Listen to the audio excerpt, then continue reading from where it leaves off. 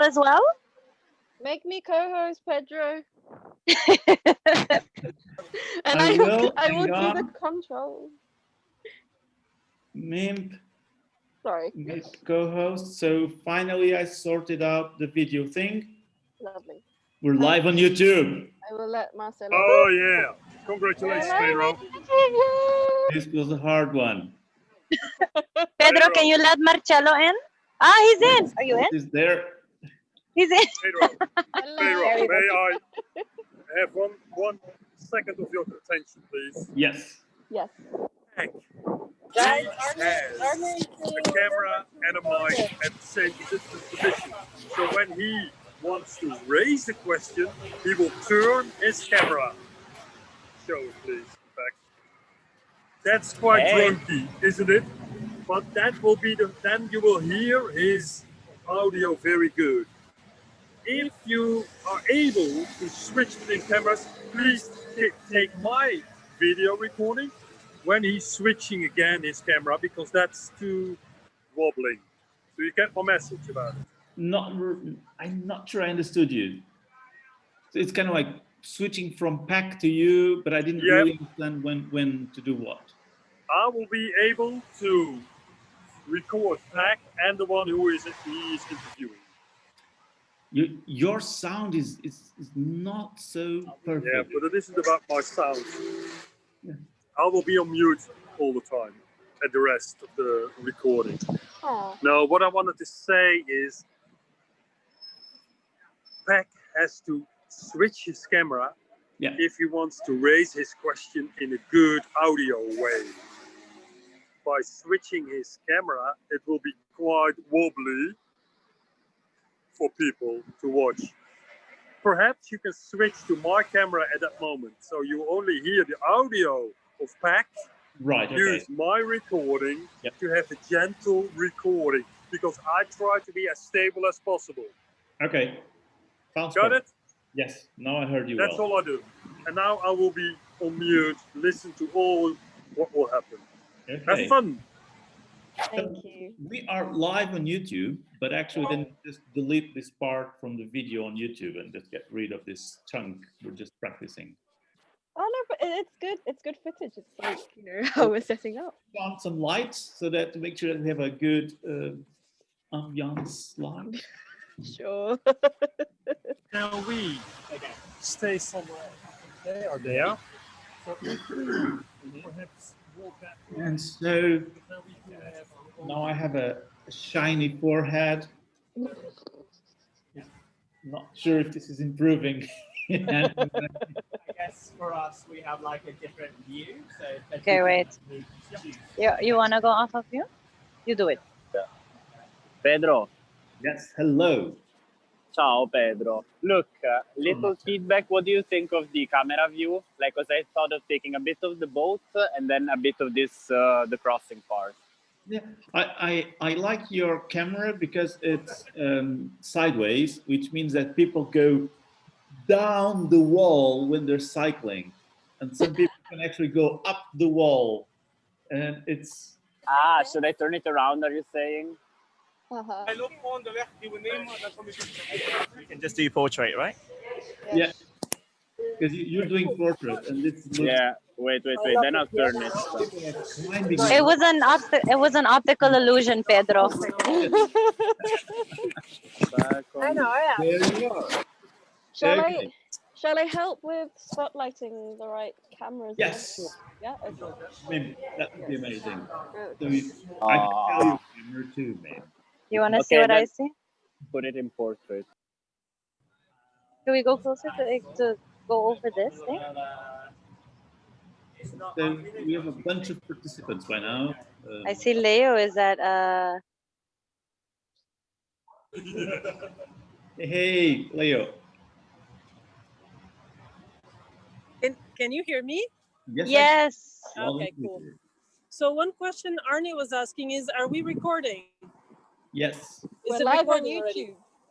You're cool. live here. Oh, You're no. already live on YouTube. I can't see your foot. Are you still connected? Yeah. you can. Marcello, yeah, I see you. Yeah, this is what I see.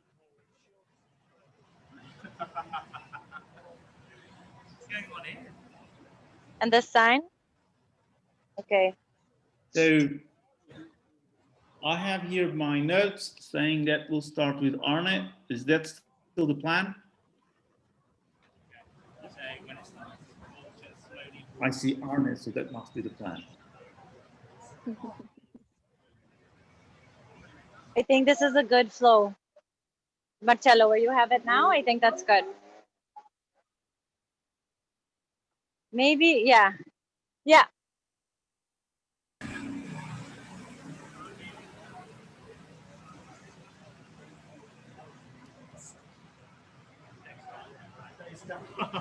Maybe we'll just keep it.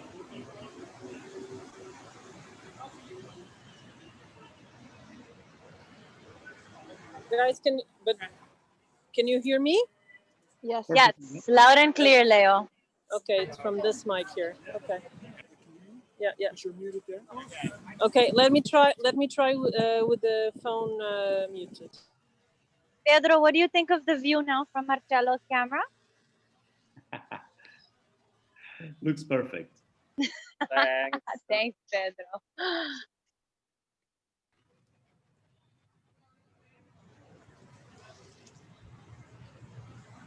So let me just print out actually the flow of the conference, and I'll be back in 1 minute. Pedro? Can you hear me, Min? Can you hear me? Yes, I can hear you.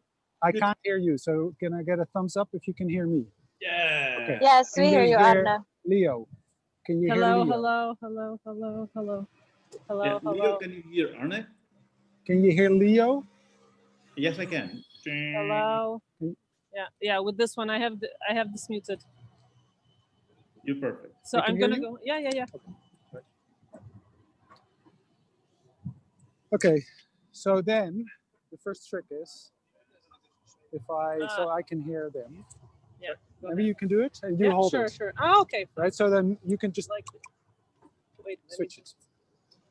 Yeah. Oopsie. Like this. But do I film me or you? Okay, I'll film you. Like this. Yeah, are you muted there? Yeah. So I'll be back in 30 seconds. Go. We're ready. 30 seconds? 30 seconds. We've I'll got have 80 to- people waiting. Yeah, exactly.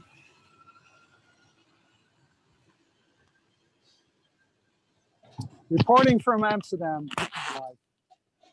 Why do I have an echo? Oh, because of that. This one, yeah. Arnie, Turn it off. Yeah. Arnie, can you hear me? Turn it off. Yeah, maybe. I can hear you. I was just gonna say you look like a sound guy in a film production. with the mic. It is. By the way, this is what we call no rain in Amsterdam. You said, no, it's not raining. I think it is raining. I think this is raining. Yeah. It's raining. Quite good.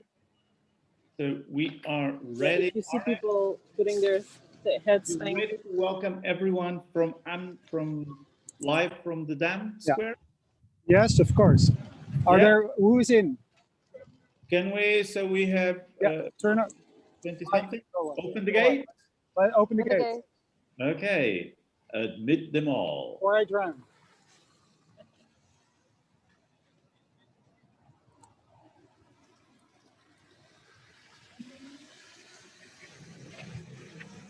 And so we are live, Arne. Oh God. How can we start? All right, welcome everyone. So I'm here live from Dam Square, Amsterdam. And I want to welcome you all to the prototype of the online design thinking conference. Now, for all of you who have been at the conference last year or the years before, you know we're also always trying to do an experiment and try to do this new stuff. So this is our attempt to do a prototype where we said, well, this year you can come to Amsterdam, and probably next year you won't be able to come to Amsterdam either. So we'll bring Amsterdam to you. Okay, what you're going to witness is a prototype where we challenge the idea of the traditional conference going online and basically cutting and pasting, the same concept, the same content, the same kind of speakers from what they have offline to online.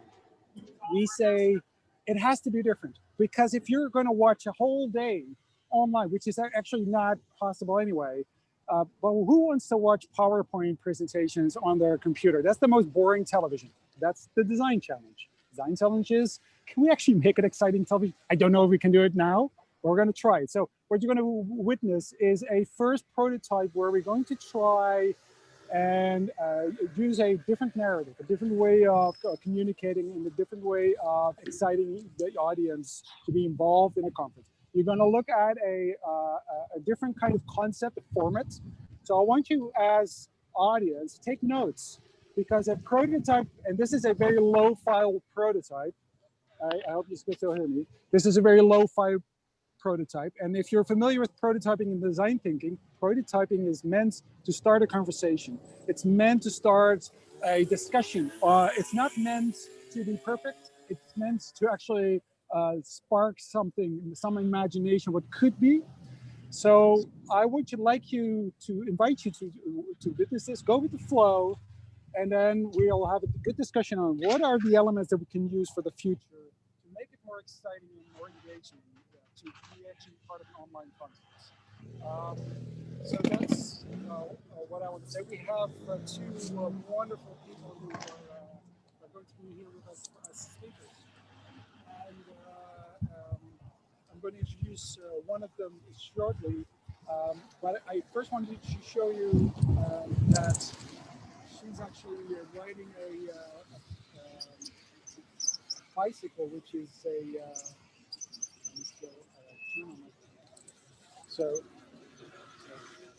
this is a this bicycle. Now, if you can see, I just want to share a little story about this bicycle, which is very, very typical Dutch. Obviously, bicycles, especially here in Amsterdam. Arne, can you adjust your mic slightly? We're losing the sound. How about now? Is this better? Is this better? Nope, No, nope, nope. no, Are you losing me? Are you losing me? I can't hear you. It went away. Now you're completely Can gone. you unmute? Can you unmute and that's Yeah. Am I? Can you hear me now? Yes, but with an echo. You might be on Leo's Through mine, camera. if not. Are you okay? Yeah, I think it's on.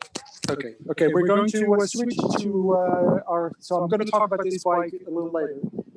But first, I'm going to wash the rain off my lens, and then I'm going to introduce you Leonor Carneiro. I practiced your name. Thank you. Thank you.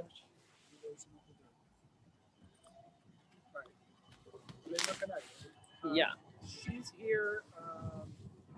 How long have you been here in Amsterdam? Short of 2 months. Short of 2 months. Okay. So we're going to. I'm introducing you to Elise as our first speaker to this prototype of our conference. How's the sound now? I think your microphone might be wet.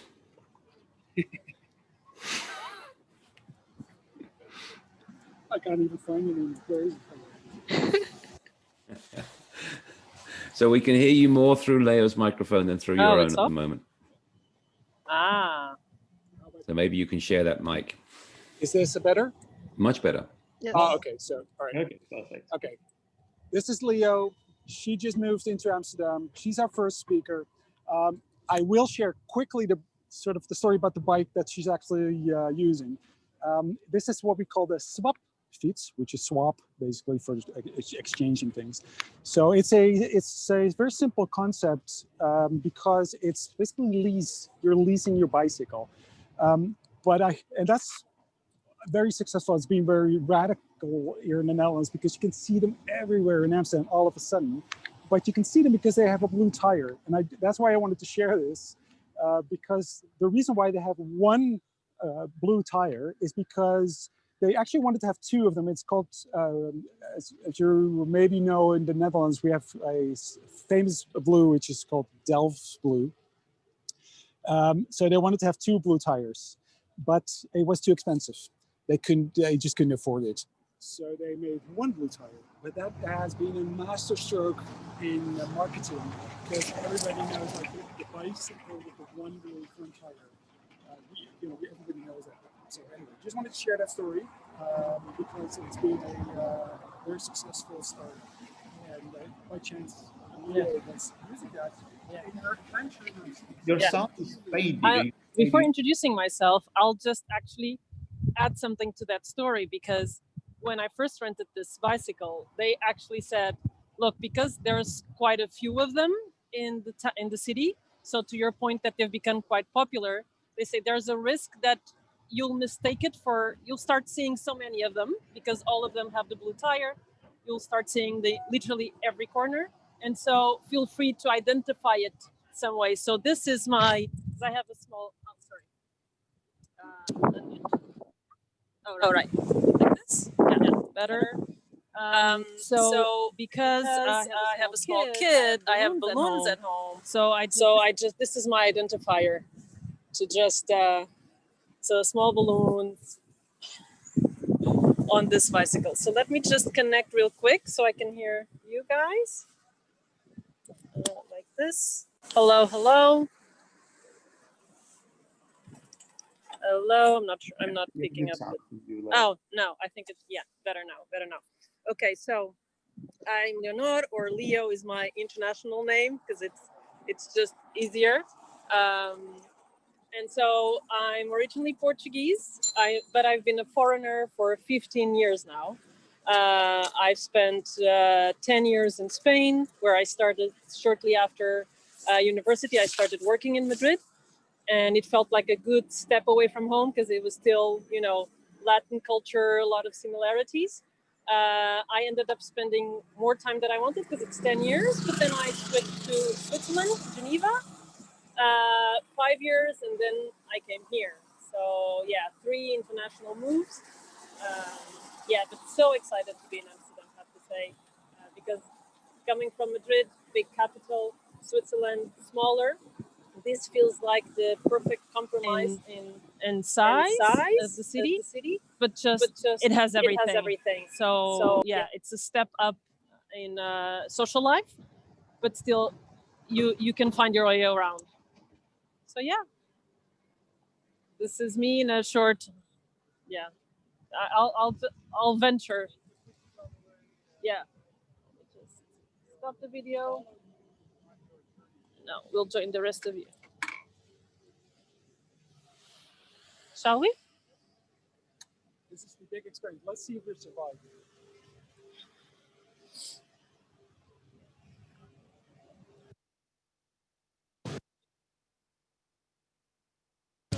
So here I am. Oh, reading the Peloton.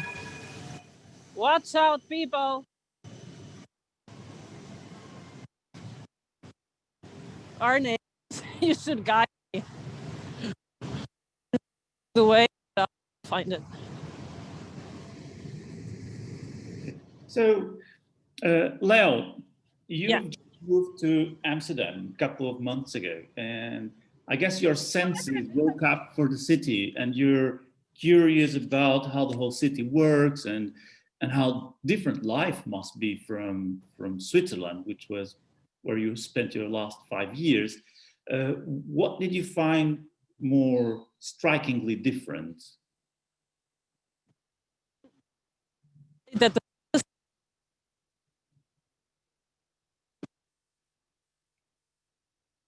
we're losing the sound. Leo, could you say it again? We lost your sound for a minute.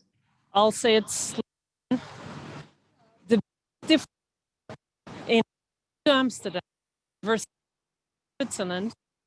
It's depends because and of so many. I'm not. My dear, you need to cycle a bit slower. Let's see if Arne can keep up and we don't miss the sound from you. So no, we're really missing the sound. I think I will ask stop. you to stop. Yeah. Area. We can see the tall buildings from the Amsterdam Canal. Here? Should we stop here? Just yeah. So Pedro, you're asking the biggest difference. Yeah, exactly. So the shop from Switzerland to Amsterdam, like opening a bank account or any permits from the city that you might need, or how do you get a bicycle and how do you register for that? All of these little services that suddenly you're probably very aware of the differences between the two places. So I have to say that having 3 times already, sort of develop a system, right? Things that you know you're gonna find it, not so surprising. Learn a bit of research. You out to different what's to do it.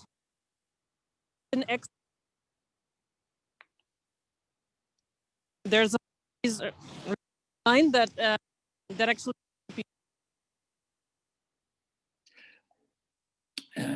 Leo and Arne, I do have to ask you, try to shake your microphones or something, because we're getting about 20% of the sound now. Okay. Just wobble yourselves around. Yeah, let's get out of the bike maybe.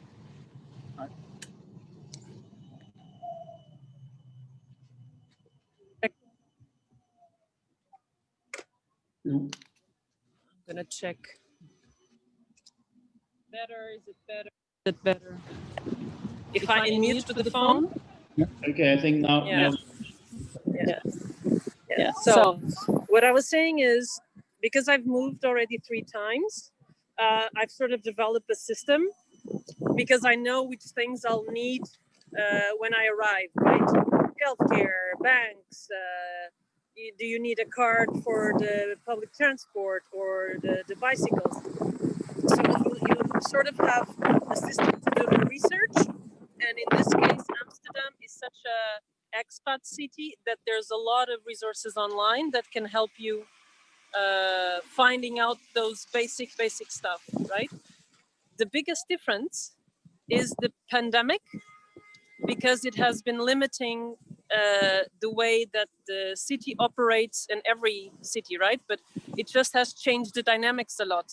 So where I would be expecting to just meet a lot of people and be hanging out in different places, things are look like half empty. People are not sure what the rules are, so they're not very comfortable meeting up. It's a weird time to come, and Right. that is the biggest difference. Okay. It's not so much the city or in itself, I would say. One last question for now. When you're feeling like this, you just came to a new city, so your senses are very awakened. Yeah. And of course, this would be wonderful if in a business setting you could also awaken your senses to how to interpret or how to analyze a service. What is different for you? How do you think you could actually like wake up the same kind of attention from your workplace instead of just from your life, from your Look, personal? I think, yeah, I think it's actually by doing this experiment, which is fascinating, it makes me take notes. So I'm now taking notes of my first impressions, just as like when I started in my company, like in my previous job, and you start in a company, they sometimes ask you, or you want to do yourself, your first ahas. What are you noticing difference? What's catching your eye? Because the thing is, after a while, you just take it for granted. You accept it as the norm, and you don't question it anymore. Like if you arrive to a company, you take notes, you say, oh, this is interesting. Oh, this is different. Why they're doing this like this? And you ask, and then if you ask enough people and they all tell you, oh, this is just the way it is, you accept it, right? And you move on to the next thing. So it's like a fingerprint that disappears. So I'm finding the taking notes actually very refreshing. Like, what are my ahas? And for the city, it has been the contradictions, some of the contradictions in the city.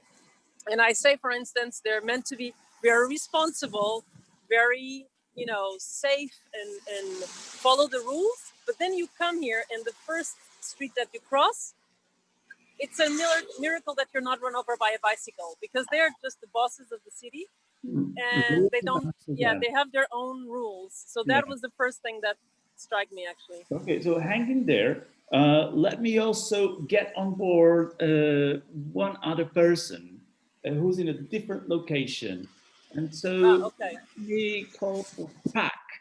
Pak and Jeroen, where can we find you?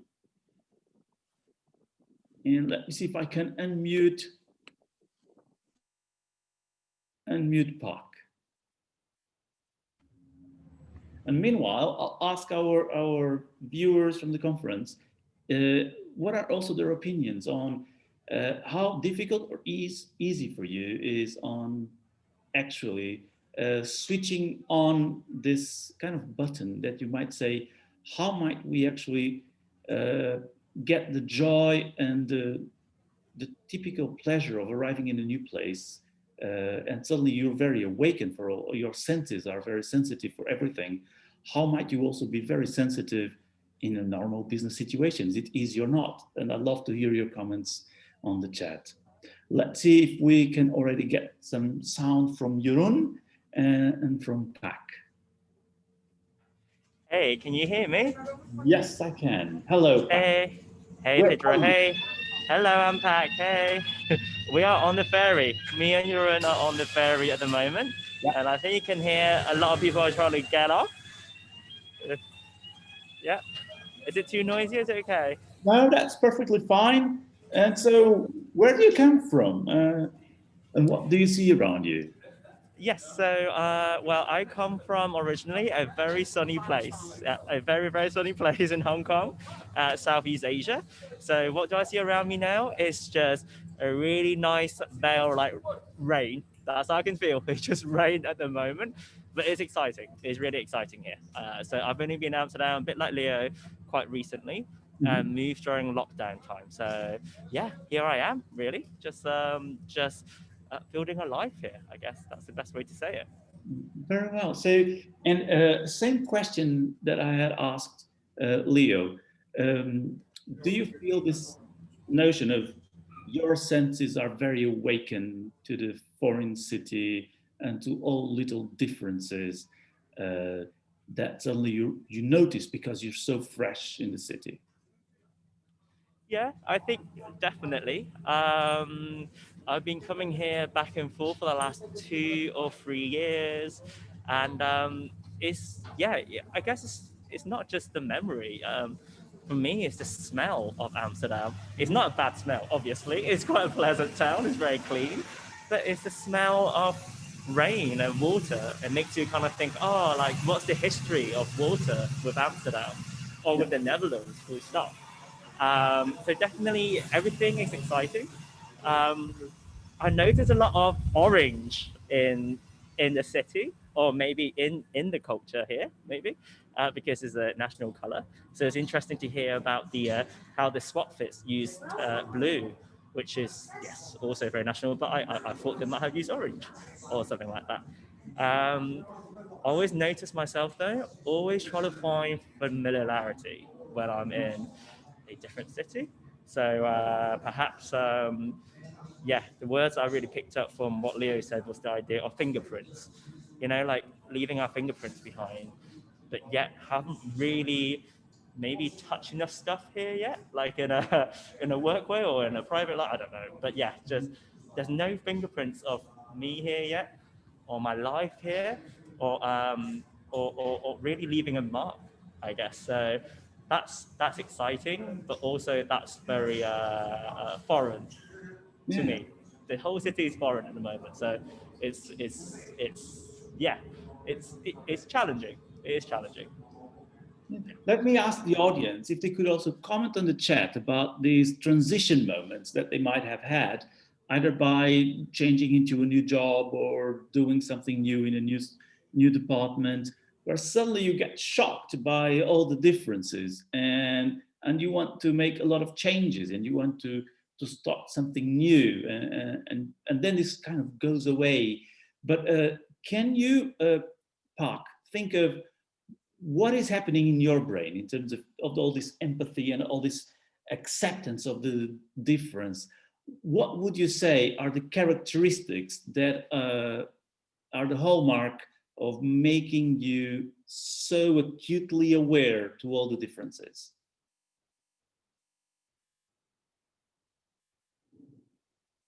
Oh, we lost sound from Park. Hello, sound. We wish sound back. Can you hear me properly? Yes, Yeah, I now can hear you. Yeah? Yes, yes. Yeah, cool. So what really strikes my mind at the moment is just feeling a sense of nervousness. But I don't know, like I always find that that sense of nervousness can be quite exciting, but also it kind of opens up you being vulnerable to other people.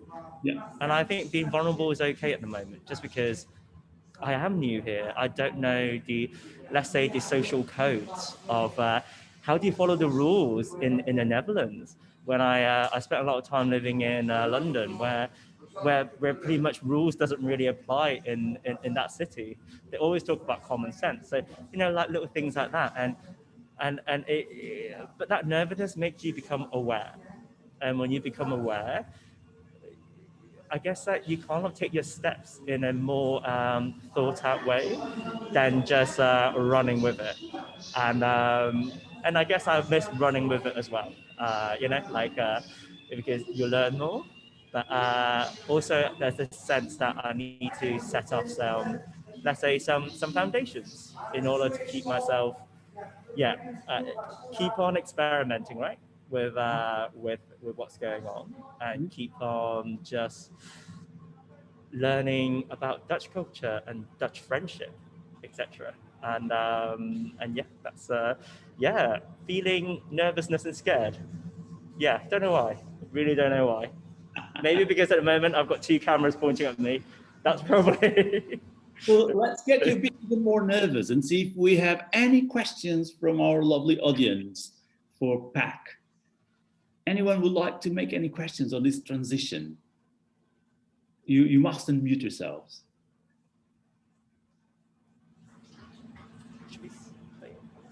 And there's someone popping up.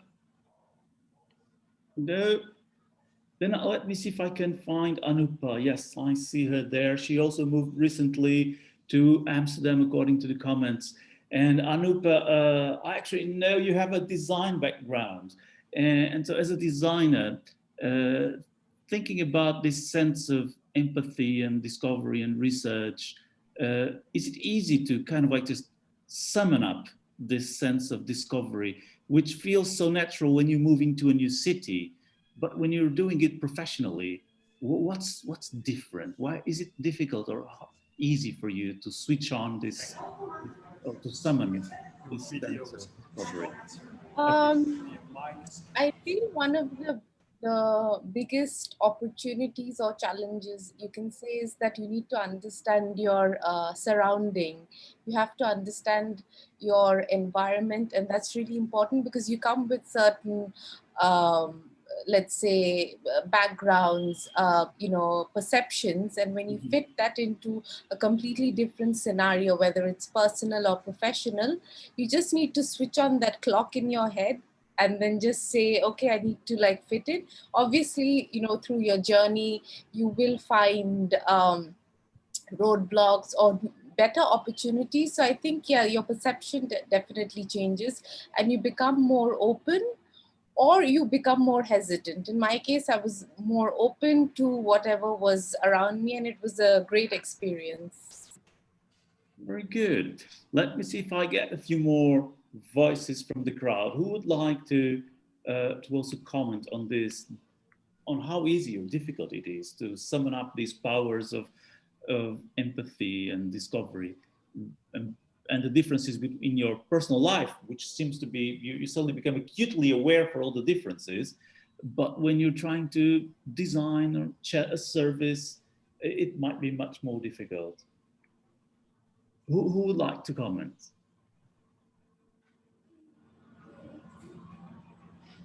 I can come in if you like. Yeah, absolutely. I'm just thinking about people who move a lot. I noticed that I travel a lot for my work, 120, 130 flights a year, usually outside COVID. And I have friends who are sort of professional expats.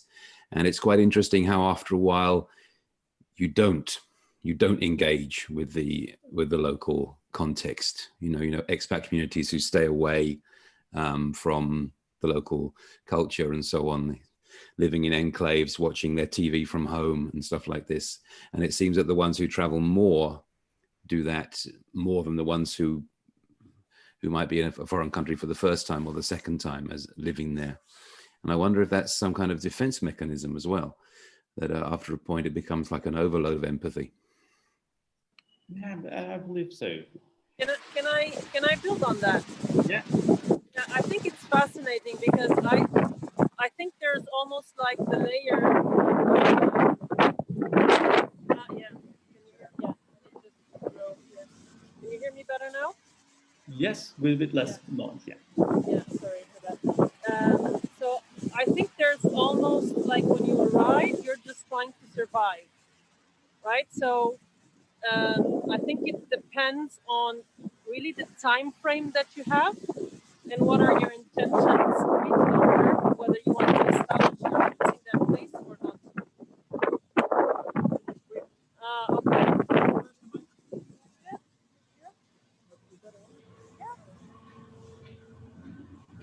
Let's give Leo a small bit of a chance. Okay, now? Okay, now it's So this is our wonderful prototype, and we need to see if we manage these bloody microphones. Hello. And so let's go for a second attempt. I think now it works. Leo's opinion. So what I was saying is that I think it depends on how long are you intending to stay. Are you willing to establish your roots in that place or not? Or if you're a professional expat, you know you're not going to be long for that. So your almost energy needs to be dedicated for your objectives. So if your expat friend is just focused on work, all of his energy is going to be focused on surviving on the first logistics, and then excelling at work. Now, for me, I'm moving here. I have a family, and maybe I'll stay here for longer. So now I'm learning Dutch, right? So these things are effort. It's time, it's money. You really need to want it. And I think it has to do with this. What's your long-term objective? That's a very good point. I think it's also about... Ilonka, go ahead. Thank you. I think it also has to do with the personality, because I've observed a lot of people who were expats in the Netherlands or who were friends of mine who moved to Africa.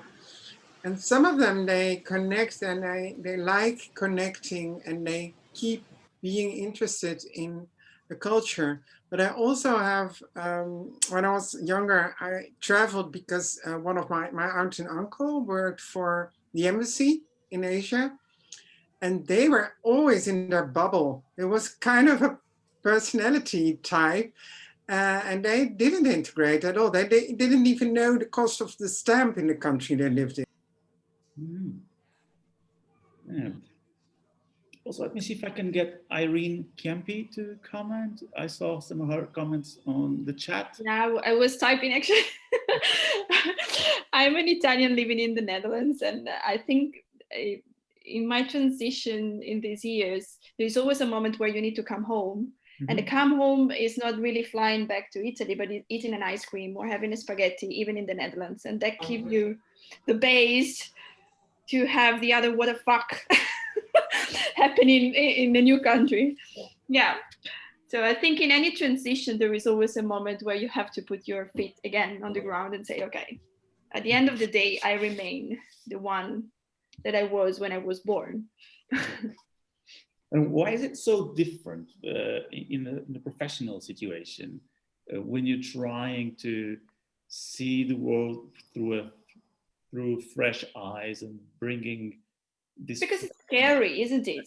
It's scary. In a professional world, I think you are less used to accept mistakes. I mean, in a human dimension, you accept to fail at some point, but in a professional one, everyone expects that you are always super de duper. Mm-hmm. It's kind of expectation management, I think. Okay, that's quite interesting. Let me see from Arne and Leonor. We had a no rules situation. Arne, would you like? Actually, I have to ask Leonor. Can you tell Arne what you guys think about this no rules situation that you want to try and promote in the conference? Yes, can you hear me? I can, but not really. I think you're. Can you hear me now? Yeah, wonderful. Yes, you can. Because I have the microphone at my mouth now instead of in my pocket. It helps. I say, as a lesson from this prototype, have the microphone near where the voice comes out of your body. All right. So we are here. Do you want to talk about this area where I'm in? Yeah, because you called it the no rules zone. Yeah. So why we are here? Arne, you're keeping such a secret around it because now the sound is gone again, and I'm back. So this zone is a no rules zone. Hello, Arne. It has. Arne. Yeah. I need you to repeat what you were saying before. Yes. So this zone is like you said, a no rule zone. But basically, what it did is that it started. The story starts actually in a town in the Netherlands, not too far away from here, and there was a roundabout where a lot of accidents happened. And so they put down more signs, more. You got cut. Sorry, my microphone is just refusing my voice.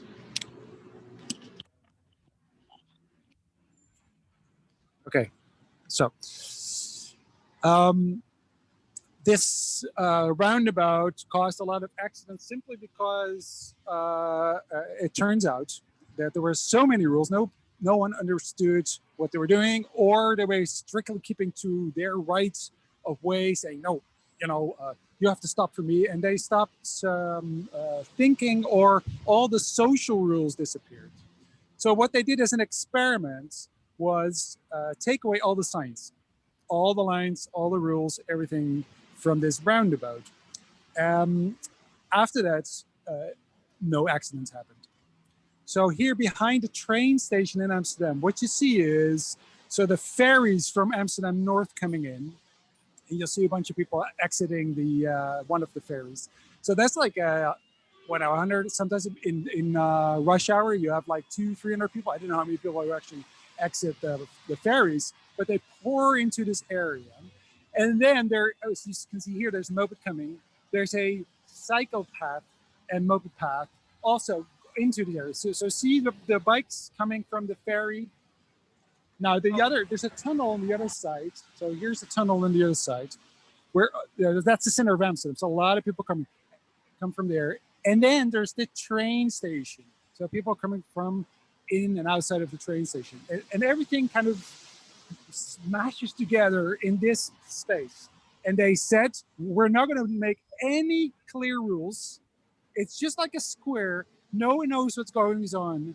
There's nothing indicating, who is, who has right of way, et cetera, et cetera. They were very nervous about this experiment. They're like, oh God, people are going to die, and there's going to be so much fights. But actually what happens, and maybe if you've seen the camera pointing at this thing for a while, sometimes almost accident happens. But I've been here so many times, I've never seen any real accident. People basically go into the area, and then they'll and then there's too many microphones, Pak. And what happens is they go into this area and they look up. They go like, "Hey, what's going on? And is this a cycle path? Is this is it a pedestrian area? I don't know." So basically, what happens is social rules take over. Like they look up, they look at each other, they look each other in the eye, and sometimes maybe someone gets angry, like, "Ah, you should stop for me," or something, whatever. But it's not clear, and it works. So I would like to kind of take this as a symbol or a metaphor for safe space, creating a safe space to prototype, to try things out, to learn together, to make to be able to make some mistakes, but we're looking up. We're looking up and we're looking at each other and we're saying, "Hey, what's going on? What do you think? Who are you? Where are you from?" Instead of looking down and saying, "No, this is my space, my rules. I have the right of way, et cetera, et cetera." So that's why I think this space, this area is so nice. And I'm actually really afraid that an accident will happen while I'm filming this, because that will be like, oh, sorry. But up to now, it's actually going quite well. So I had to prove you wrong, but it will be.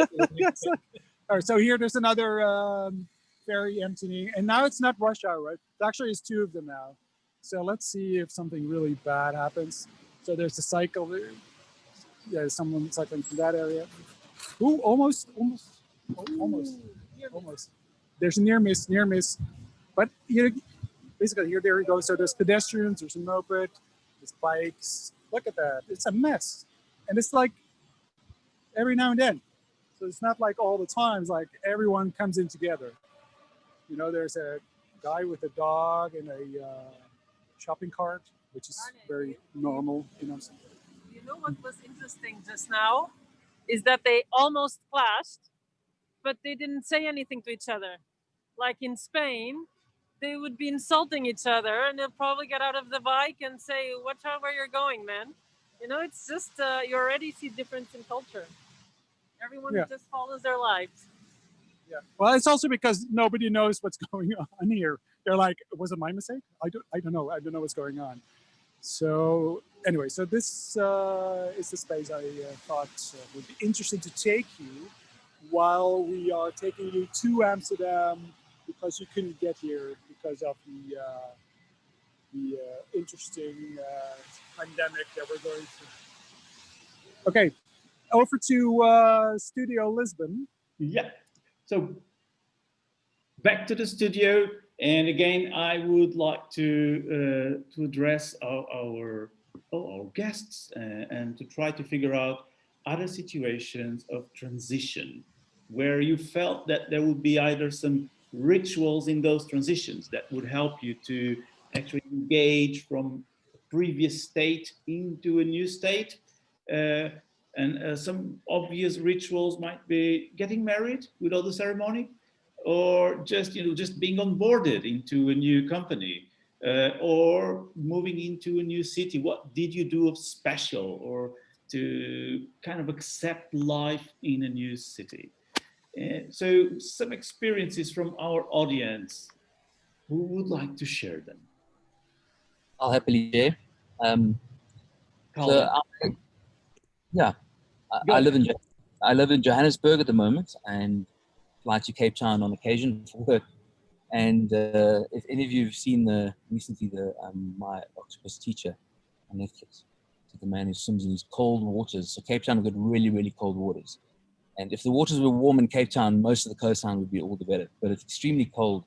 And when I arrive in Cape Town, I'll hire a car and I'll drive straight to the ocean, and I'll jump in the water and swim. And it's so invigorating. It's just puts me on such a high. And then if I arrive in Cape Town, then I can go about my business.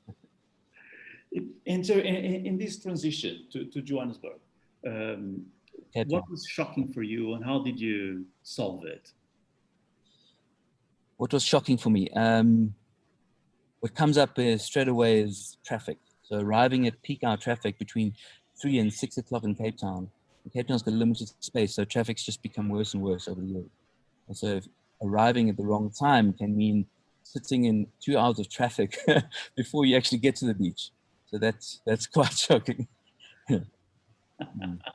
Absolutely. So someone else from our wonderful crowd, and I can name you. I don't know. I can see Antonio Starnino anxious to say something there about some transition moments in your life, Antonio. Am I anxious? Yeah, I think I've gone through a lot of transition moments, having to move to different cities, primarily in Europe. But it's been kind of like an interesting or weird. Like I always describe it as this just like initial kind of honeymooning stage where you're trying to make sense of what's happening around you, and then there's, I think a lot of it then comes down to your personality. Like I had a Brazilian roommate when I first moved to Milan, and it was amazing because he was super extroverted and he super wanted to know everything about what's happening around him. And so kind of following him around, it was like a fun experience. I'm a bit more introverted, and so sometimes you can end up holding yourself back from wanting to experience all the things in the city. I remember I lived in Lyon for 5 months, and I remember not exploring as much as I wanted to, because I was a bit more introverted, or because I was a bit more scared to not know where I was going unless I had someone there to follow or support me in that. And so it's kind of interesting for me when I think about my own transitions, how much like my own personality either held me back or the people I was with either supported me in terms of exploring and understanding. Did that ever happen to you with a brand? Kind of like a new cell phone brand, a new computer brand, something that you entered the space of a new brand and you felt like, I'm entering a new city, I need a guide. You felt excitement of discovery or the fright, being fear, all this fear of or anxiety, or what did you feel with some brand that caused you some emotional It impact? depends on the brand. I mean, like, less if it's like a small thing, but if the brand is quite big, like in the sense if I'm looking to buy a new piece of technology, or if I'm looking to invest in a new pair of running shoes or something like that, like those types of things, I tend to do a lot of research on. And so like the social support of understanding when and why and what makes sense for me is actually really quite important. And I do think, like, especially around like a brand or trusting a brand or not, I do tend to rely on other people's opinions. So I do see like my old patterns of how I transition into a new space or a new place kind of applying to when I'm buying something that I haven't bought before, or I'm trying to invest in something or a category that I haven't necessarily invested in before. And there's tons of different options. And like, you know, is this brand that's more well-known and a bit more expensive better really than the nothing options that like might be a bit cheaper? You know, is there really that difference? And so I tend to explore that. Right, okay. Let me see if anyone else had such an experience. Oh, I had a little fly covering my camera. If anyone else had such an experience also of transitioning to a new brand. Others? Yeah, I am from India. So the moment I arrived in Italy, I bought some clothes from India. So I thought the clothes are cool in fashion wise when I was in India. The moment I arrived in Italy, I realized that my clothes are outdated. So it was a very new experience for me. I never thought the clothes which I thought cool living in India has suddenly changed in a single the moment I arrived in India. So yeah, it's very different. The clothing style is very different comparing with how Indians wear and how, especially in Italy.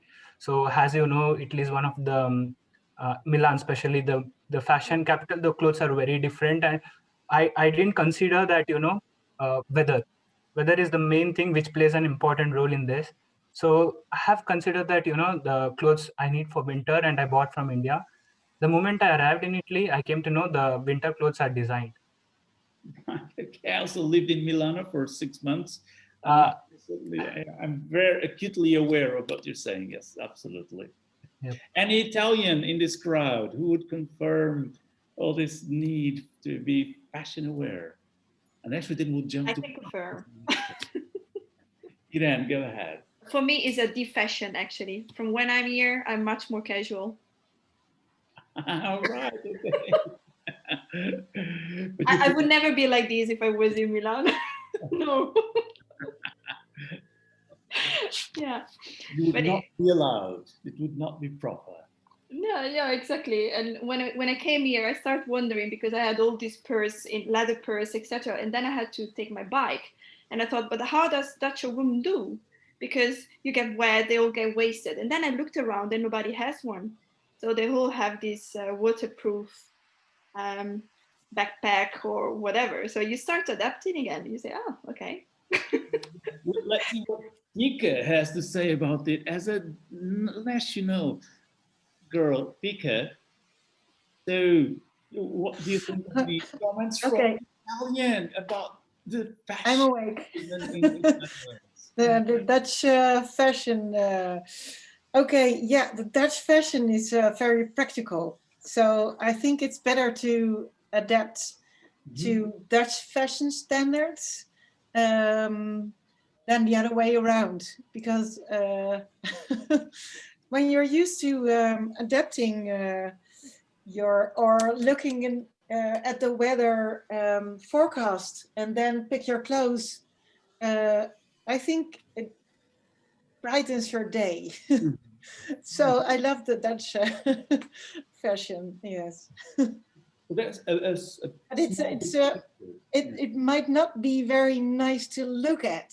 So if you see women or men as like pretty things with pretty clothes, then I don't think you should go to Holland on holidays.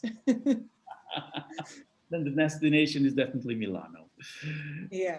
So there's a small big secret about empathy, which is it's only as strong as your personal life experiences are close to the situation you're analyzing, because your personal life is built of so many memories and so many experiences, but they're quite unique to each one of us. And so when we look at some situation, uh, we always look it through our experience and through our eyes. And achieving empathy, we're just getting slightly closer to how other people perceive any situation, as we never lived other people's lives, we just lived our life. And so it's quite difficult to actually try to put ourselves in the shoes of somebody else. It's basically mission impossible. But you can kind of try to get closer and closer. And these moments, especially these moments of transition, with some rituals, do help us to kind of like manipulate somewhat these moments of empathy. And changing to a new city is one of those interesting moments when suddenly your brain awakens to all these different situations and you're acutely aware of the differences from what you knew before and what you're discovering now. And these transitions are also pretty valid for a brand, for a new product or a new service. So when you get into a new bank, or and this bank is in a different country, and they start asking you for your credit life for the past 10 years and a blood sample, and you wonder what's going on. And so these differences, of course, they're strange for you, but and make you question why things are the way they are. And so this natural curiosity is of course one of the key ingredients for us to try to give this small step of empathy towards understanding the other side. What other small steps would help in empathy from your perspective? So we've been seeing curiosity, and we've seen how Pac and Leo are trying to survive this change into Amsterdam. And let's see if we can get some more information from their side. Pac, let's see if we get his sound. Hello, Pac, we're calling you back. Hey, I'm just switching my camera over. Hello. So, Mr. Fashionista, what's your opinion on all these fashion comments and bringing a bit of perhaps some brand comments also? In a way, it made me kind of like think of, say, to this day, I still don't have a waterproof poncho or a Raymac here in the city. So it was really interesting to hear what Fika said about how, like actually adapting to Dutch fashion, it could be useful. But yeah, I still haven't done it. So I don't know, is it important to explore the part that you're closed off? As in the door has shut in certain ways that I'm not letting people see, or not letting myself get lost, if that makes sense. So yeah, maybe like tapping on the bits that I'm holding really dear to, right? In an ethical way, obviously, because as a psychologist, I cannot not say that, right? So yeah, so I think that's important. And so you being a fashionista, what would you tell a brand about, understanding local needs and, right? If I had a Portuguese or Italian brand of clothes trying to get into the local market, what would be your perspective for them on how to understand local needs? To understand local needs, I think it's definitely look beyond You're fashion. going through that experience yourself now. Say that again, sorry? Because you're going through that experience yourself now. Yeah, I think it's definitely, if I'm talking to like a brand or retail, or just about myself, like, our relationship with clothes, in a way, I think like for anyone that's designing in this kind of area, it's kind of looking outside of clothes and look at what makes us pull on this particular item during the day, or what make us kind of like remember the I guess who we are before we moved here, and also who we are now, and can clothes, can design help that transition? I think that's what I would ask. But just focusing on clothes might not necessarily tell us the whole story. So yeah, I feel that's how I always say if I have a client or doing my writing and stuff. So yes. Thank you. Let me see if I could get Adam Lawrence to comment on familiarity and unfamiliar and superpowers, following up on his comment. This was the kryptonite one, yeah? Yes. Yeah, it just struck me that we're talking about transitions and how we become more alert to differences, perhaps because situations are new, or as some of the people in the chat were saying, because we are less competent in those situations, because we don't speak the language well, or we don't know which way the traffic is going to come from. So that heightens our opinions to these things. And I wonder if then it gets more difficult to be empathic in a situation in which you are familiar, in which you don't have these heightened senses. And that would often contradict what we usually say, which is the more you know about something, the more empathic you can be about it. Yes, absolutely. Let me see if we still have Elizabeth Butcher around. I'm trying to find her, but I'm here. You're there, okay. Elizabeth, I like your comment about refusing to adapt, which might be a useful perspective on kind of like keeping alive this sense of for how long can we keep ourselves fresh and like a 4-year-old discovering reality in a process, in a city, in a service. Would you like to comment on your comments? Yeah. Yeah. Well, I can think of sort of 2 quick little moments where this happened and they were different. One was when I moved to Berlin and I was working in a advertising agency, and I, pretty contemporary digital space. But I didn't get a new cell phone when I arrived in Berlin. I just didn't get one. I had my old cell phone, but it didn't really work. I was just using it to take pictures. And for about 7 months, I didn't have a phone. And the agency would be trying to figure out how to get a hold of me or whatever. And we just, I just kind of kept avoiding the problem. And then finally I was like, okay, I guess I have to get a phone now. But it was nice to not be connected, in some kind of way. And then the other time was when I had an opportunity to live on a farm. And at first the smell of the farm was really overpowering. But after I lived there a long time with these cows, the smell became just so, I don't know, it was just this, it was like Proust. The smell was just crazy how this smell would affect me. So I had this sweater that I brought home and never washed. you know, and I could just go to the closet and smell the sweater after I left that place. So I guess it just makes me think about the ways that, you know, we don't have to adapt right away.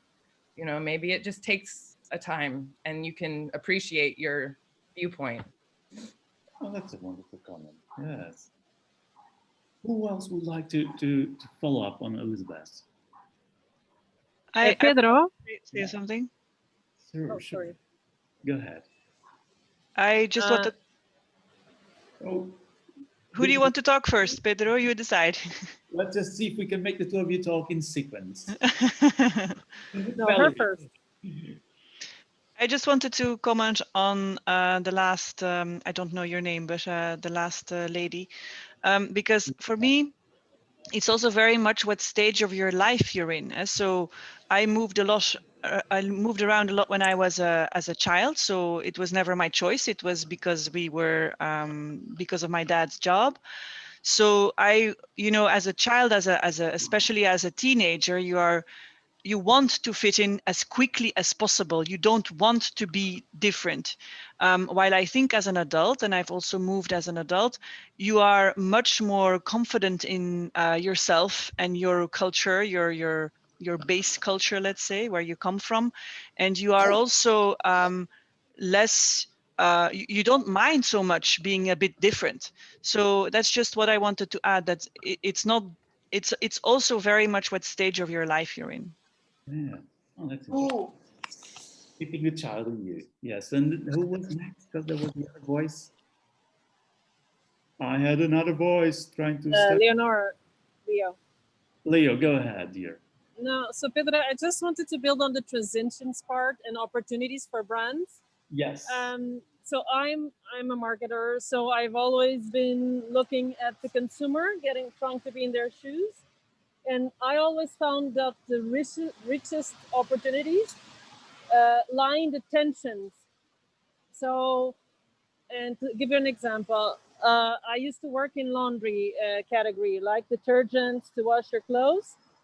And there was this wonderful tension that changed around the type of culture, the type of country, which was, so I have a family, I have kids that are continuously in the mud. They're super happy playing around and getting dirty. But that frustrates me because I want them to be clean, and having them in clean clothes also is a way of me showing how I care for them, right? So this tension then opened opportunities for the brands to say, okay, let's make it easier to have amazing clean clothes. So like the pods that you just throw in the machine and they're always like impeccable, super white, super clean, so that the kids can go back into dirtying themselves up, right? And so I think every transition opens the door for clashes, be it cultural clashes, be it habits, parenthood, change of city, you're getting married. It's just, there are situations in life that open so many possibilities of tensions, and exploring those tensions can give space to brands to operate or think in new solutions for an old problem. Yeah, that's the only thing I wanted to add. Comment. So thank you very much. And let me round this now with one final question to our audience, to everyone. This was our first prototype on launching the Design Thinking Conference online. And what I would like to ask everyone is, since this is a live television kind of thing as an online conference, how did it feel for you? What would you prefer that it would have been different? What would you change? What would you add? And so do say it on the comments, but also here, live, with your own voice.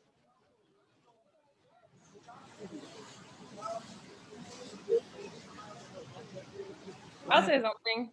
I don't know. Elizabeth, go ahead. I kind of miss, I mean, I miss you guys. I don't even know you people, but your way of embracing failure and just going with it is really refreshing. And I just appreciate that. I also was talking to my friend and just saying how much we like to be able to see Amsterdam. So it's really fun to see places. Yeah. So I like that aspect of it. I think that we're missing a little bit the lady with the throwable microphone. Yeah, I miss it too. I feel like you almost need something like that a little bit, but her microphone, yes. Yes. So anyway, I think whatever you guys do and however you guys figure it out, it will be cool. And I want to be a part of it too. So that's all that I wanted to say. To find a way to roll the dice or throw a virtual microphone into Zoom and see what happens, definitely. Let me try that and just by accident, just point at someone. Rose Giethorn, I should have pointed at a name I could pronounce properly. Rose, what would you change? What would you do differently? What did you like also? So for me, it's the first time being here with you. And I was really surprised by this prototype. It's really fun. I live in the Netherlands too. I live in Den Bosch, and I also miss it to be able to, go to Amsterdam. So it was great to be back there for a moment. And I think,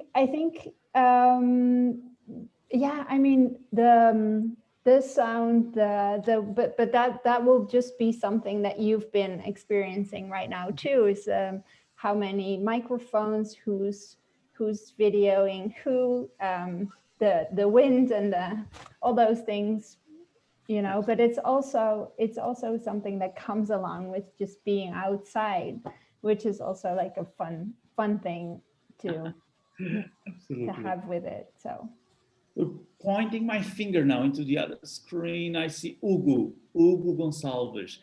Hugo, mate, would you comment on this? What happened today here? Hi, Peter. Hi, guys. I hope you are okay and safe, all of you. I really liked the Amsterdam tour and the connections and the metaphors that are there. For example, in the no rules space or zone, how the metaphor of the storytelling of how Amsterdam City came to that solution, how there was a link, direct link to design thinking. So probably I think the metaphor or analogies tool can be of use when you are designing another moments for the conference, and you can use Amsterdam as a stage. So if you want to talk to personas, you choose I don't know, a building.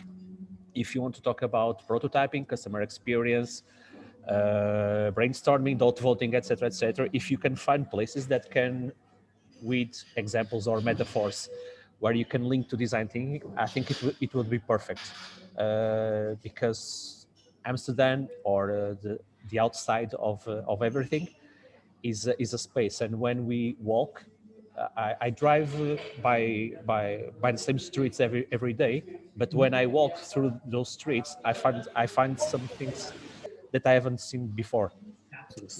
So I think when you walk, you are more attentive, you are more curious about things. So I believe this kind of virtual tour, virtual walking on a city or on a space or a museum, if you can come up with metaphors or analogies about the subjects and topics of design thinking, or about anything that is gravitating about these subjects, would be great. Oh, very good. Yeah, I like the idea of walking. We need to find a good way to translate walking into how to build empathy, kind of like this slowing down the whole process. Pointing one more name before pointing back to Orne. Jen Sutherland from South Africa. My dear, how was it today for you? Did you pick on me because of my comment that I liked not necessarily having to physically speak if I didn't want to? But I can still participate through the chat, and it's nice to be able to participate without necessarily having that physical engagement pressure if I'm not feeling like social. Yes. So yes, I was here being a naughty boy, pointing at you. Thank you for participating anyway. Thank you, Jen. And you're welcome. Arne, for you, what was this madness today? And let's see if the man already has a mic. So first of all, I want to thank everyone, sticking with us with this very rough lo-fi prototype that taught us at least a lot about technology and microphones and stuff like that. However, the technology that we have is actually amazing because we all have it. Everyone has these phones, these cameras. It's such a brilliant thing to utilize. Now, this prototype and this idea of an online conference is never meant to replace the physical gathering, because I miss you people too. I want to be together with you. I don't like this at all. By the way, we look like a bunch of idiots standing here filming each other. It is like, everybody's like, who are these people? Like, it's really weird. But anyway, it's like an arts, some kind of exhibition kind of thing. So we're kind of, it's like we're making a point about being totally crazy about selfies. I don't know, whatever. Anyway, we want to invite you to use what you've seen to maybe I hope it triggered, and already had some really cool ideas from you. What is a trigger? What is the future of online conferences? Is it sitting, I know 2 hours too long, it should be 1 hour, or maybe 1 hour and a half or whatever. But is it about sitting behind your computer watching PowerPoint presentations? Is it about merging with exciting television or like a news show? Or is it that? Is it making you the director so you can choose your camera angles? Are we visiting clients? Where are we? Are we going places? Are we taking you places while you're at home? Any thoughts? So we would love to hear from you. And I already see my batteries draining. So my last final words are thank you very much for allowing us to do this and to try this out and to fail forward in public, live on YouTube, and record it forever and ever. It was a lot of fun. I survived cycling and filming Leo, who was pregnant. Actually, I missed filming her while she actually fell down. And I was just, damn it, I didn't film that. But we survived, and I thank you so much. So over to our anchor in Lisbon, and thank you. Yes, so I think that for today, this is it. And I would like to thank everyone who joined us for this hour of prototyping, allowing us to experiment in some ideas that we'll try to carry on to some sessions of the Design Thinking Conference online that we'll be producing in the coming weeks and months. So thank you very much in the name of the whole team. And please do put all your comments, send us all your ideas. Just let us know how you would like this conference to be, as this conference is for you guys. And so it's for all of us to learn together and fail together, fast forward. And so thank you so much. And we'll be seeing you soon. So more news coming soon from Lisbon and Amsterdam. So thank you very much, everyone. Bye-bye. Bye. Bye-bye. That was interesting. Everyone loved it. Yeah. So I was checking the chat. Oh, I left. I left as well. And now I think that some of the crowd probably thinking, this must be like the web jams. We'll just stay for the backstage. No, we hated it. It was terrible. It was Now the terrible. backstage. Adam, we want to know where your chicken is. Oh, well, I can't reach it where I'm. Oh, here's one. Special appearance by. Yay! Yay! Hand feels like frozen. Like, Oh. I can't believe it. Oh my goodness, who is this character called Robert Bloom. Look at that hair. I hadn't seen you with such a hair, mate. Okay. No, I left. Okay, I left too. So let me just check that I'm not mistakenly online. Yes, you are mistakenly online. I can cover it with a hat. There we go, Pedro. Robert, you're a 90s boy band. It's fantastic. Yeah, I was actually born in the until- 70s. So Yeah. I can't be that. Just about. Becoming a father made you younger somehow. That's what my wife said to me this morning. She said, "You look so young." I'm like, "Yeah, I'm 48," and my wife says I look 28. So there you go. Well, I got. hopefully she won't divorce me.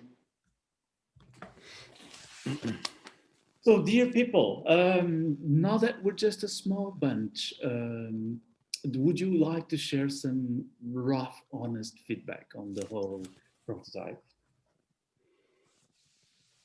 I think it's really good, really good. It's very engaging having the images.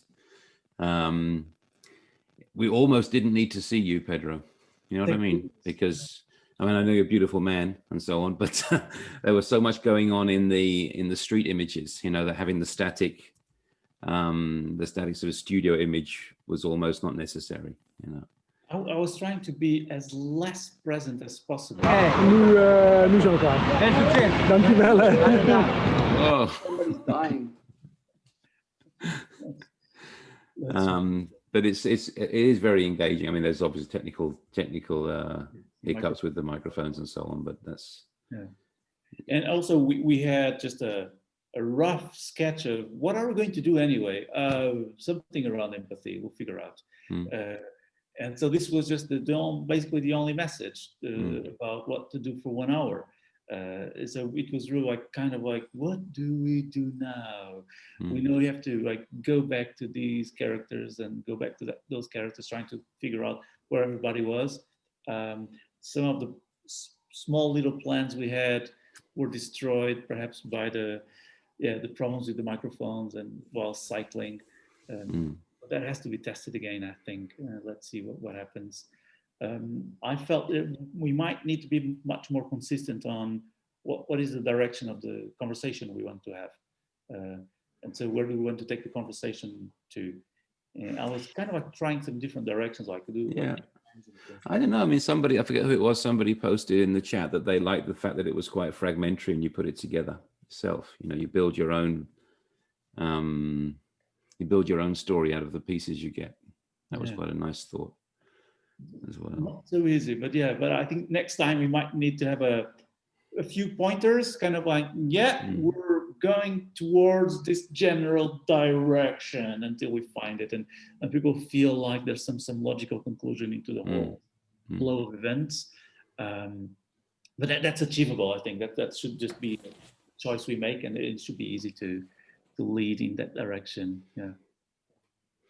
I mean, going back to that point of the microphone being thrown around, I think it's good that people get to be nominated to say something. It keeps people on their toes. If there's not going to be the sudden arrival of a microphone on your lap, you can drift off, not concentrate. So I really think that comment is important. Despite what Jen said that she could hide in the background, I think that there should be a culture of you might have to talk.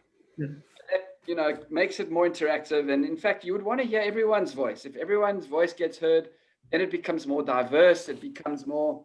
So my question in the back of my mind here is, how do you make sure that everyone gets a chance to share their view? Because, it goes back to that old saying of, if you're an introvert, you probably got the most interesting thing to say, but unless someone calls on you, you're not going to say it. And Jan, one moment, Jan really got me terribly distracted because she picked up. I was going to call on her because she was kind of like, she made some nice comments, and I thought, oh, let me pick on her now. But suddenly she was adjusting her camera, and she brought her phone by accident towards her boobies, and she was just zooming into her boobies. I was like, oh goodness, now I lost track of everything that's happened. and so it took me like a few seconds to get me straight again, thinking we're okay. You need to get out more, mate. Yeah.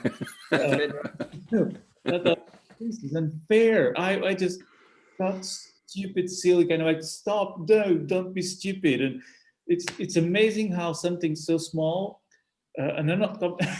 Are you saying she's got small boobs, Pedro? You know, you are really I'll stop. digging a big hole here, my friend. I'm digging my hole as fast as I can now. Please stop. I'm just saying it's amazing how a small detail, just a detail can make you so distracted. And I think to Robert's point, I mean, generally I try and be very respectful of people who don't want to step in, you know, and like I've changed my name here, no talk please. Yeah, that kind of stuff. We do a lot of that in our sessions. But if we think about the conference as it's been before, it has been about putting yourself in danger a bit. And I wonder how that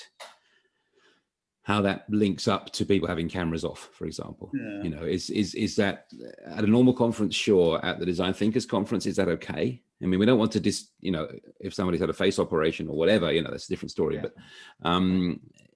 there is a sense with this event of putting yourself in danger and taking a step further with things like the no choice of which breakout you get and stuff like this. So that might be a thing to think about, what the expectations are of participants. Yeah, we can just kind of like just throw the rules in the beginning, and you know, sure, rules of the game. Yeah, you know, when you get your ticket, you agree to have your camera on. You agree to whatever we decide on. You know. Yeah. And first time ever, I had a stupid fly coming into my camera. It was right on the camera. It was fantastic. It was like a 1970s horror movie. There was this huge fly. For a moment, I was like, who's covering my camera? And I thought that was, you know, I couldn't, you know, I really didn't understand. It was right here in front of my eyes. Yeah, you could see the legs and everything. It was massive. It was brilliant. You should do that again, Pedro. That was scary. And then the damn fly was just irritating me. But yes, something else I felt. What was it? Besides the flow and the need to manage the flow, which is kind of, because it's a live event, and we've been practicing a lot with the web jams, the Wednesday web jams, is about this feeling of you need to keep a pace because you're always on live online, and so the rhythm at which everything happens is very important for the experience. And I felt the need to have 2 or 3 situations where it would be easier to coordinate everything. One was to kind of like be sure that we would send messages to several of the participants, Arne or Jeroen, because they're using their cell phones. I don't have the WhatsApp channel to actually reach them. Yeah, no, you do, but when you were sending messages, it would kind of block my my view, and I couldn't see what I was filming. So I was like, stop sending me messages. I can't see anything. I was on the bike, like, damn it, stop texting me. So the microphone that on a TV set you have, and you can kind of like just communicate on its own. The in-ear stuff, yeah. I'm missing no, that. you need extra. You need so actually, I needed another telephone. Yeah. And we figured out that too late. So I asked my daughter first, can I borrow your telephone? She's like, no, you can't have my telephone. And I was like, oh, sorry. Yeah. And I asked my wife, she said, no, my mother's going to call me. You can't have my telephone. Like all of a sudden it's like, oh, of course, everybody's really attached to their phone. You can't just take someone's phone. I want to have another thing. So, that is hard though. I mean, I do in-ear stuff when I do movie making, and it's very distracting to have someone talk to you while you're trying to talk if you're not used to it. I mean, newsreaders really have to train that, you know. Yeah. Maybe a last comment. I don't know what the plan is. Maybe last comment, Pedro, I've got to go. But, you know, when you started asking people from around the world to share their perspectives on being in another place, in another country, I thought, well, what if we actually had people on the ground all over the world sharing?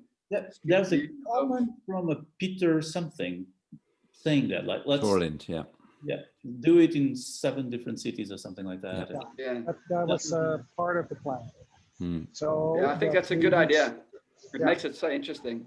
The idea was that basically we would have this event, and again, I'm not expecting to have like full day events. It's like an hour, but then have another team, say in Brazil, and we basically take a walk with them.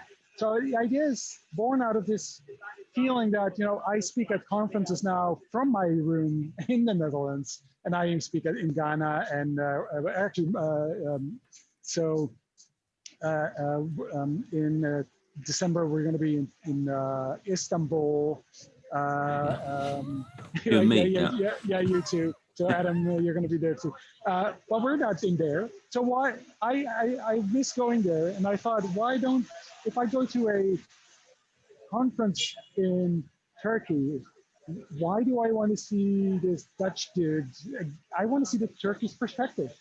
And I want to go there with them. I'd rather see them walk through Istanbul and have the sense of the city, and you know, there's just, you know, there's again also the content needs to be okay, and technology should not be in our way, but this idea of it should be the Turkish perspective. In Accra, where I had a conference, I was in Ireland. I want to have the African perspective, the Ghanaian perspective. I want to have the Brazilian perspective. So this sort of a kind of a prototype of a Dutch perspective, instead of because we're all competing with all the conferences. The location is not Turkey. It's not Brazil. It is Zoom. It's the internet. We're all the same.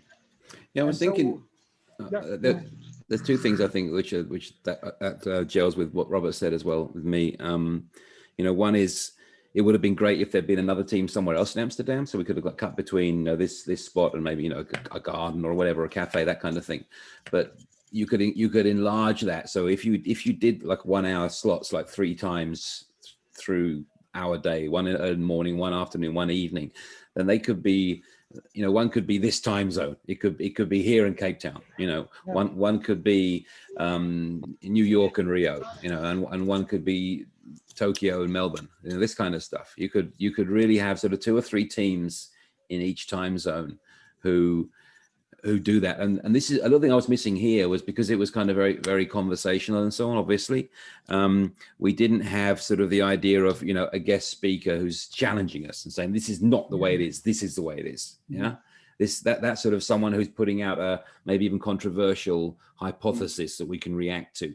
Yeah. And I think that could blend really well with someone saying, okay, this is how I see it, and this is the context I'm in. Yeah.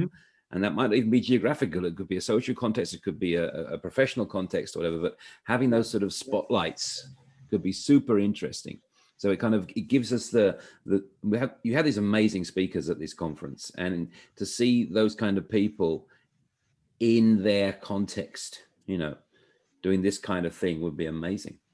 Can I quickly test something on that? Because Colin piped up and he started talking about Cape Town and the beach and this and that. And then Pedro said, well, what's shocking?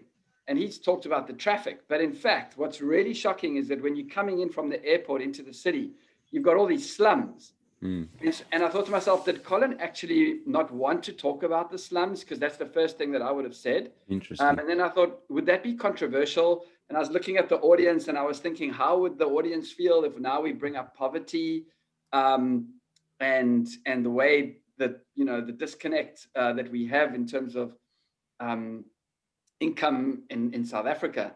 But I actually had those thoughts going through my mind, is to reinforce what you're saying there, Adam. Yeah, I know a great service designer in Rio who lives in a favela.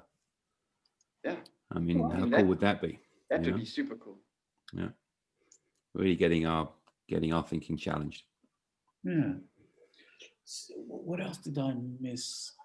Yeah, kind of like all the camera angles and so on, because your brain seems to be used to see some very standard camera angles. Yeah. And so now that we're amateurs filming, you really feel it's amateurs filming. There's a sense of kind of like, that's okay, because that's not the whole show, but still, I don't know what we could do to improve this a little bit.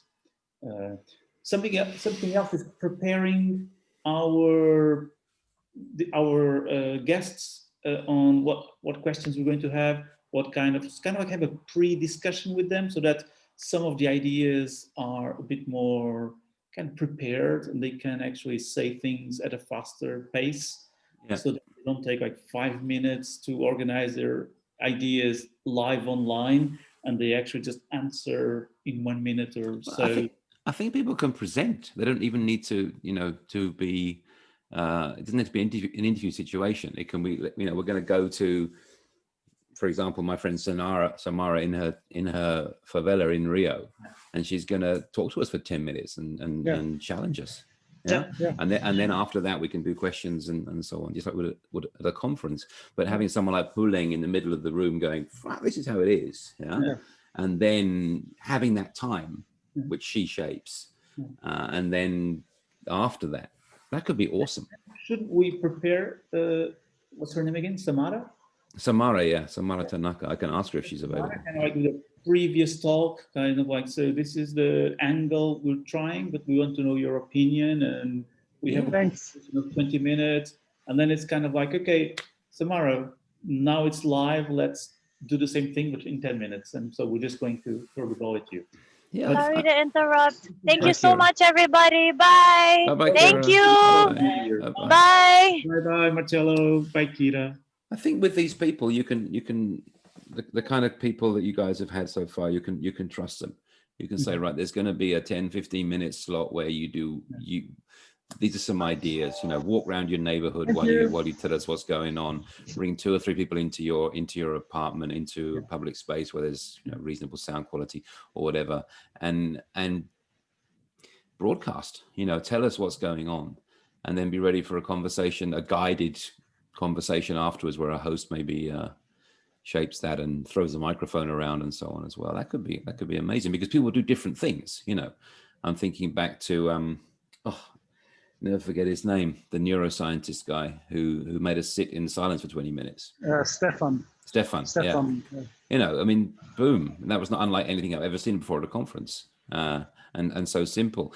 And, he felt he had the freedom to do that. Yeah. And I think that's important. Yeah, that was somehow impactful, definitely. Yeah, that really scared me, that thought, but I really enjoyed it in the end. Yeah. Okay, mates, I've just realized this was live on YouTube.